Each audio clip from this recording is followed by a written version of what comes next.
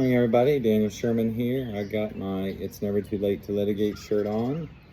Family and I are going to be headed to Florida here soon. Doesn't give you permission to burglarize my house. Notice I didn't say rob because robbery requires force. Burglary is unlawful entry. So, just FYI. So, a couple things. First of all, just want to thank everybody for watching my videos and commenting. It's hopefully I'll be able to make more of these. Assuming I have enough time. I had that trial last week, so I wasn't able to make a video for I think at least a week and a half. So I do want to start a new series though, based on the Kentucky Rules of Evidence. When I try cases, and I'm pretty mild mannered and a laid back dude, and but I object all the time. I think to the point of annoying people. And I guess my fellow attorneys can tell me that, but I once objected 13 times in a row. I've also objected 6 times in a row to leading questions. I felt bad on that one. I didn't feel bad on the 13th one, but I felt bad on the 6th one because he was, I think, just got licensed and he didn't know how to ask a question. So the reason I'm bringing that up is because one of the number one rules of evidence, and you find it out pretty quickly when you start practicing, is direct examination and cross-examination. Direct examination is when you're putting your witness on. Cross-examination is when you're asking the other side or the other party's witness questions. Now, there is a certain format that you have to ask questions on direct examination. There's no format necessarily for cross-examination as long as you're not, called being quote-unquote argumentative, which is an actual objection. That's basically when a lawyer is just spouting off and essentially testifying, but not really asking a question, just being a jerk. You probably see it like on TV. That's what TV portrays cross-examination. That's argumentative. That doesn't come in. But so the important point is on direct examination, I will a lot of times object to asking a leading question. And the leading question basically is this: the sky is blue, isn't it? That's a leading question. I'm stating a fact. You're basically yes or no. A direct examination question would be, what color is the sky? So, see the difference there? One is way more open-ended. And you do that on direct examination as you're required to, because it's your witness. You shouldn't be basically telling them what to say, because the leading question, really, that's kind of what you're doing. You just say, isn't it correct? Isn't it correct? And you just outline your whole case. Are there just a bunch of yeses? That's why it's devoted for cross-examination.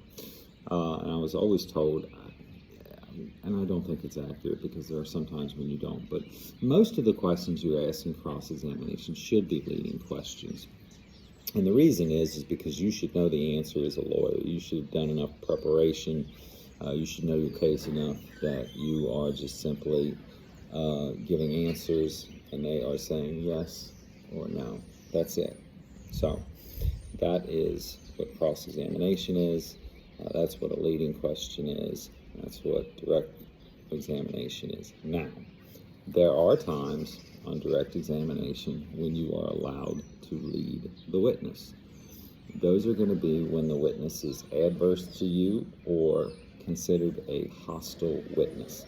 Hostile witness is typically defined as a party who has an interest that it does not align with your client. So in civil cases, say, for instance, if you call the opposing party, like husband and wife, I'm representing the husband, I call the wife to the stand. Because civil case, you can call anybody. It's not like criminal case where prosecutor can't call the defendant.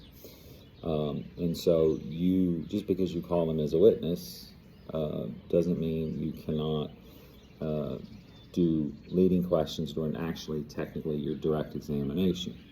Now, you were supposed to request the court say, Your Honor, may treat this witness as a hostile witness.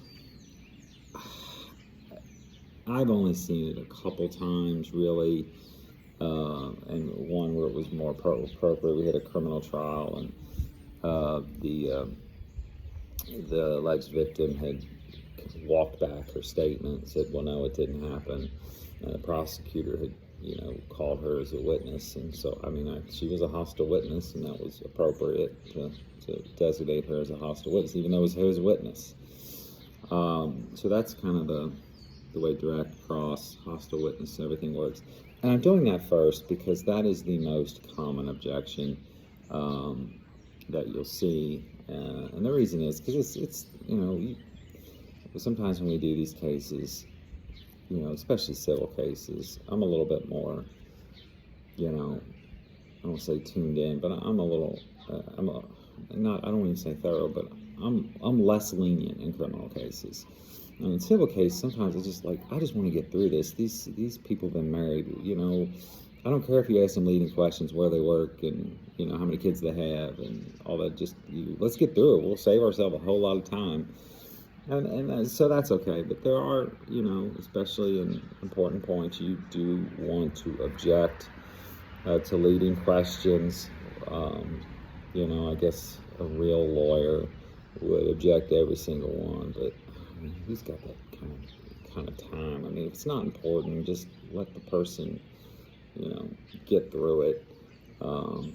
Except for the one time when I objected 6 times in a row because he was a new lawyer and his boss was not a very nice guy. So we got back at him. So all right. Well, if y'all have any questions, let me know. Comments down below.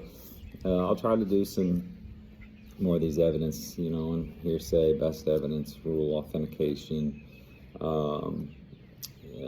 relevancy, things like that.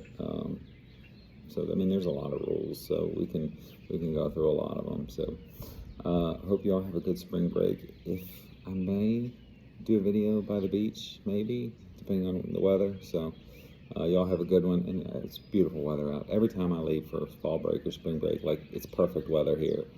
So that's the way it is. So guys, enjoy your 3 weeks of spring, because after that you got 12 weeks of summer. Take care.